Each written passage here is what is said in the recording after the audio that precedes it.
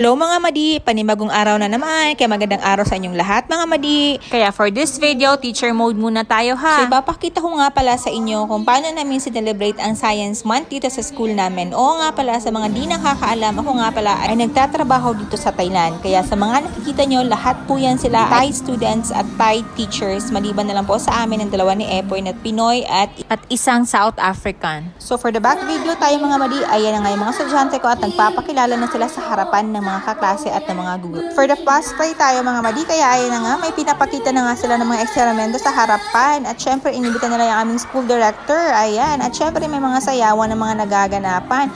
Ang mga estudyante pala dito ay na-amaze talaga ako mga madi dahil napaka-talented at napaka-creative. Ay nako, makikita nyo mamaya ang mga ipapakita ko about sa mga creative works nila, about sa mga recycle na mga gawa nila. At syempre, may mga K-pop dance din tayo nagaganapan dito. Ay hindi, sexy dance pala. Ayan. O, diba? Pak. Na-amaze talaga ako sa mga estudyante na to dahil isa sila sa mga estudyante ko na tinuturuan at napaka-quiet nga. Siguro dahil English yung mga tinuturo ko sa kanila kaya ayaw nila magsalita. Pero ayan naman, no, kung makita mo, napaka-talented at napaka-confident nila. Kaya I'm so amazed and I'm so proud of them.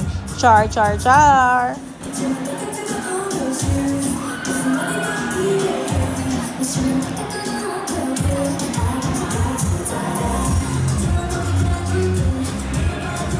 At syempre, nung matapos na yung sayawan, ayan na nga at nag-ingay na ang mga estudyante at lahat ng mga guro dahil ito rin ang isa sa pinakahihintay ko ang makita yung mga gawa ng mga estudyante na gawa sa mga recycle. Ayan, alam niyo ba kung ano yung nagustuhan ko dito sa kanila? Ang mga estudyante talaga nag-work yan, nagtutulungan as one, as a group.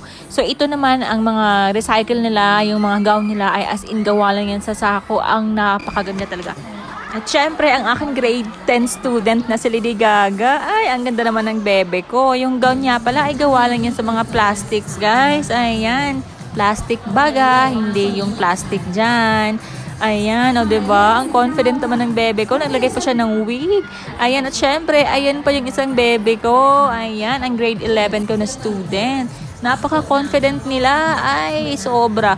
Ang ganda din ng gown niya. In fairness, gawa niya sa newspaper, guys.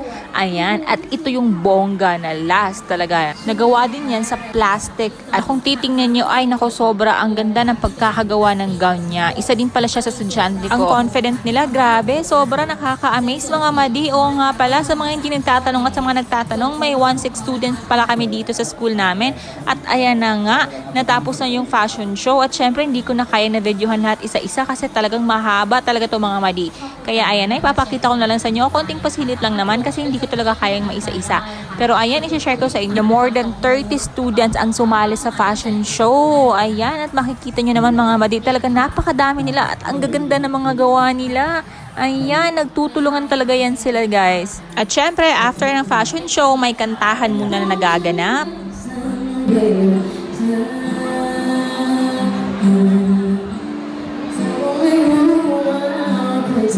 Oh, 'di ba? Ang galing ng bebe ko. She's one of my grade 7 student dito sa school. At syempre, ayan na nga, nagpapakita na rin ng mga talento ang ating mga contestant. At syempre, hindi ko na kaya talaga mga madi na may isa-isa pa sila ipakita sa inyo. Kasi nga, alas 11 na to ng noon at lunch ko na mga madi. At syempre, after nyan, may kantahan ng nagaganap.